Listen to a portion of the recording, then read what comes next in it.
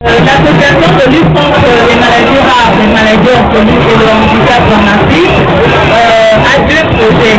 Il y a un projet de sensibilisation pour que les gens changent leur regard sur ces enfants. Il s'agit d'abord des êtres humains qui sont là avec nous. Nous n'avons plus la nature, les a condamnés, j'ai envie de dire, parce qu'ils n'ont pas choisi de naître avec ces maladies-là, que la société ne les enferme pas une fois d'encore, ne les condamne pas une fois d'encore. Ils sont là, il faut de tout pour faire un monde. Heureusement qu'on ne peut pas tous être,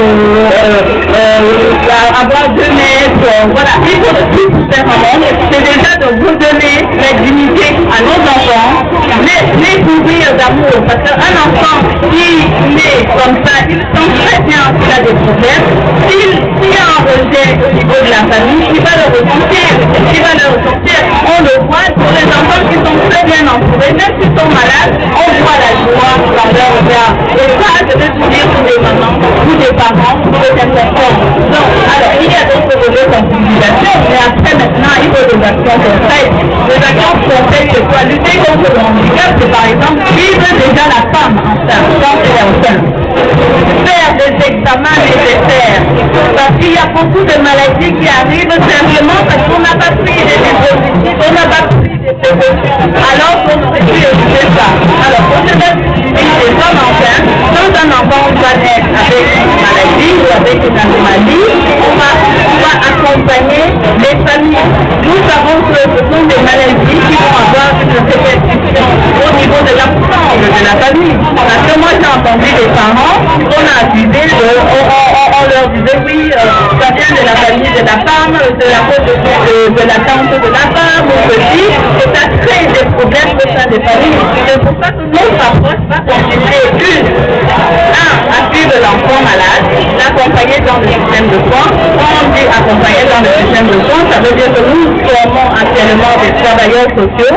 Chaque famille aura un référent par famille, aura un référent qui va s'occuper donc d'accompagner l'enfant. On va étudier la situation de la famille. Bien évidemment, si le papa ne travaille pas, la maman ne travaille pas, qu'est-ce qu'on fait? On ne peut pas laisser l'enfant dans ces conditions-là. Nous allons le prendre en charge, mais en demandant quand même il faut la contribution de l'État. Il faut la contribution de l'État parce que, comme je dis, nous sommes tous égaux, nous avons tous droit à la santé.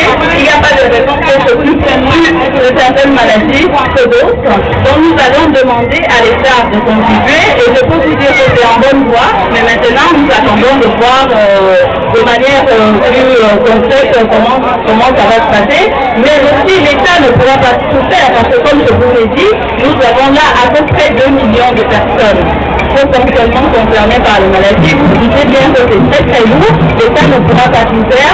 Nous allons aussi mobiliser les fonds internationaux, les personnes en charge des questions d'enfance, parce qu'il faut dire que ce sont quand même des maladies qui sont pour la plupart pédiatriques, c'est-à-dire à 75% pédiatriques.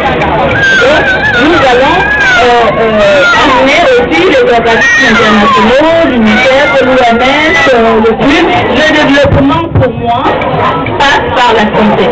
Parce que si vous n'avez pas la santé, vous ne pouvez pas aller faire des soins. Vous n'irez pas au travail. Prenez un exemple, quand vous êtes hospitalisé, tout s'arrête autour de vous, tout est bloqué. Vous dépendez déjà des uns et des autres. Vous n'avez plus la maîtrise de votre vie. Donc pour moi, le développement passe par la santé. Et quand on va parler de développement en Afrique, nous on va revendiquer ce fait-là. Les autres vont revendiquer par rapport à la faim, par rapport à d'autres problèmes. On est conscient qu'il y a d'autres fléaux, mais ce combat-là est le nôtre. Nous devons dominer. Parce que ceux qui sont dans le champ, par exemple, de l'environnement, c'est bien, il faut protéger l'environnement. Mais qui protège l'environnement si nous laissons mourir nos enfants?